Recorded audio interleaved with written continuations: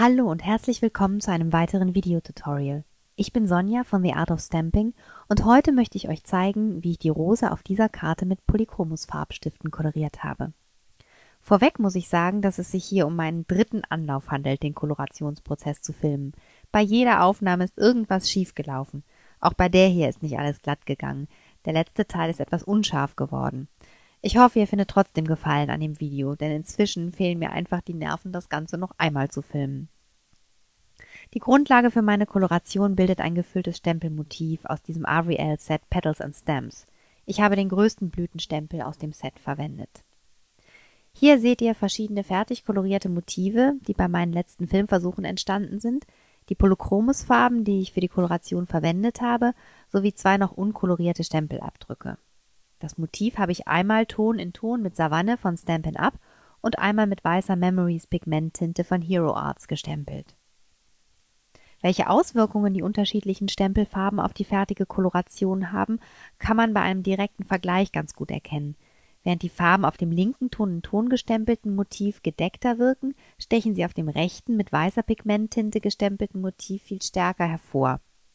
Für die Rose haben mir persönlich die gedeckteren Farben besser gefallen, daher werde ich euch die Koloration jetzt mit dem Ton in Ton gestempelten Motiv zeigen. Als erstes lege ich mir immer die Farben zurecht, die ich verwenden möchte. Für jeden Farbton wähle ich 2 bis 3 Schattierungen aus. Das hilft mir später, harmonische Farbabstufungen zu erzielen. Hinzu kommt noch Schwarz, das ich für die tiefsten Schatten verwende, und in diesem Fall Weiß, um auf dem Craft Cardstock die Lichter, also die hellsten Stellen zu definieren. Wie ihr seht, sorge ich gerade bei filigranen Motiven dafür, dass meine Stifte immer gut angespitzt sind, damit ich problemlos in alle Ecken komme. Beim aktuellen Motiv war mir das außerdem wichtig, weil ich bei der fertigen Koloration die Strichführung hervorheben wollte, um die Blüte lebendiger wirken zu lassen. Ja, und jetzt kann es schon losgehen mit der Koloration. Zunächst definiere ich bei diesem Motiv mit einem der helleren Stifte die Blattkonturen, die der Stempel selbst nicht abbildet. Da muss ich später beim eigentlichen Ausmalen darüber schon nicht mehr nachdenken. Stehen die Konturen fest, koloriere ich mein Motiv Abschnitt für Abschnitt, wobei ich mir zuvor genau überlegt habe, wo die Schatten sitzen. Da, wo sie am tiefsten sind, beginne ich mit der Koloration. Mit der dunkelsten Schattierung des für die Blüte gewählten Farbtons ziehe ich aus dem Schatten heraus lockere Striche nach oben in den helleren Bereich. Dabei achte ich darauf, der Form der Blüte weitgehend zu folgen. Den allerdunkelsten Bereich definiere ich anschließend mit einem ganz schmalen Streifen Schwarz, um den Schatten an dieser Stelle nochmal so richtig hervorzuheben.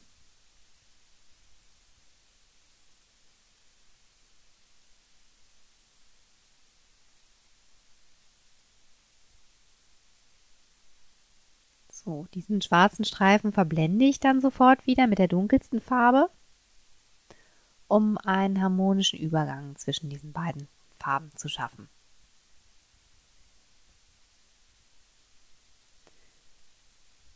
Danach nehme ich dann meinen mittleren Farbton. Mit dem ziehe ich dann wieder etwa aus der Hälfte des bisher kolorierten Bereiches wieder Striche der Form des Blütenblatts folgend nach oben in den hellen Bereich. Und danach mache ich das Ganze dann nochmal mit meiner hellsten Farbe. Die Lichter, also die allerhellsten Stellen, definiere ich zum Schluss mit Weiß. Wobei ich jetzt natürlich berücksichtigen muss, dass die einzelnen Blätter einer Blüte durch ihre Krümmung meist mehrere Schattenbereiche aufweisen. Das werdet ihr bei diesem Blatt jetzt gleich auch noch sehen. Hier, da fange ich an von oben, da wo sich das Blatt nach außen wölbt, nochmal einen Schatten einzufügen und das, was ich gerade erklärt habe, nochmal von oben nach unten bis in den hellen Bereich hinein zu machen. Ja, damit ist im Grunde genommen auch schon alles erklärt. Entscheidend ist tatsächlich, dass man sich im Vorfeld genau überlegt, wo bei einem Motiv die Schatten sitzen. Das gilt für Pflanzen ebenso wie für andere Stempelmotive. Wer sich unsicher ist, kann das auch auf einem separaten Ausdruck mit Bleistift vorplanen. Vielen fällt es einfacher, sich beim Kolorieren an einer solchen Vorzeichnung zu orientieren. Die weitere Koloration werde ich jetzt mit Musik unterlegen und im Zeitraffer darstellen. Gegen Ende wird das Bild, wie gesagt, leider etwas unscharf werden, aber ich hoffe, ihr könnt trotzdem noch genug erkennen. Ich klinke mich dann wieder ein, wenn ich mit der Koloration des Hintergrunds beginne.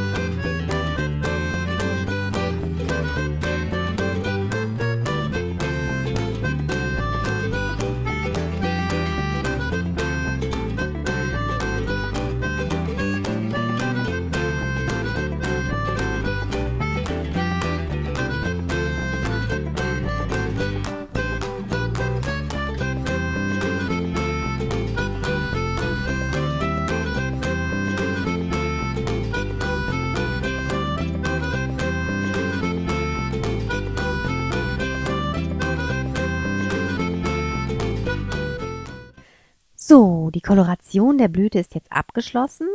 Was fehlt, ist der blaue Hintergrund, den ihr auf meiner Karte seht. Dazu werde ich einen etwas anderen Malstil anwenden. Weil der Hintergrund weicher wirken soll als die Blüte, möchte ich, dass die Strichführung hier nicht sichtbar wird. Die Farben sollen sanft ineinander übergreifen. Daher werde ich hier einen Blender verwenden. Der Blender ist nichts anderes als ein Farbstift ohne Pigment, mit dem man die bereits aufgetragenen Farbschichten vermischen kann. Faber-Castell stellt, soweit ich weiß, keine Blender her, daher verwende ich hier einen von Prismacolor. Derwent und Lyra haben aber ebenfalls einen Blender für Farbstifte im Programm. Zunächst muss ich aber erst einmal die Grundfarben auftragen. Dazu vermale ich meine hellste Farbe zuerst mit so wenig Druck wie möglich vom Rand der Blüte aus nach außen. Schon hier achte ich darauf, dass die Strichführung so wenig wie möglich ins Auge fällt. Das erreiche ich in der Hauptsache durch den sanften Auftrag und außerdem durch das Malen mit der Randkante des Stifts statt mit der Spitze. Ja, und danach nehme ich dann meinen nächst dunkleren Farbton und koloriere damit wieder mit so wenig Druck wie möglich die Stellen, wo die Blüte die stärksten Schatten wirft. Wenn ich noch tiefere Schatten erzielen möchte, kann ich sogar noch einen noch dunkleren Farbton dazu wählen und den auch noch in den Schattenbereichen einsetzen. Mir hat es hier mit dem zweiten Farbton jedoch gereicht. Ja, wenn ich damit fertig bin, male ich dann erst noch einmal schnell mit dem hellsten Farbton über den Hintergrund, um die dunkle Farbe erst noch einmal auszublenden. Und danach greife ich dann zu meinem Blender. Hier. Wieder beginne ich am Rand der Blüte und ziehe den Stift über die kolorierten Bereiche nach außen. Wenn man vorher wirklich ohne Druck gearbeitet hat, wird dadurch alles, was an Strichführung noch sichtbar ist, ausgeblendet.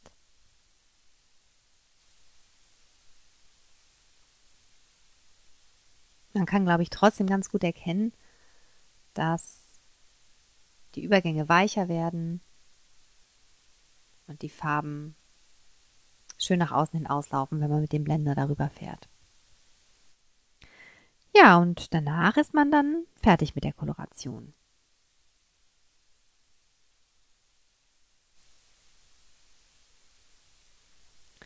Zum Schluss zeige ich euch nochmal einen Blick auf die fertige Karte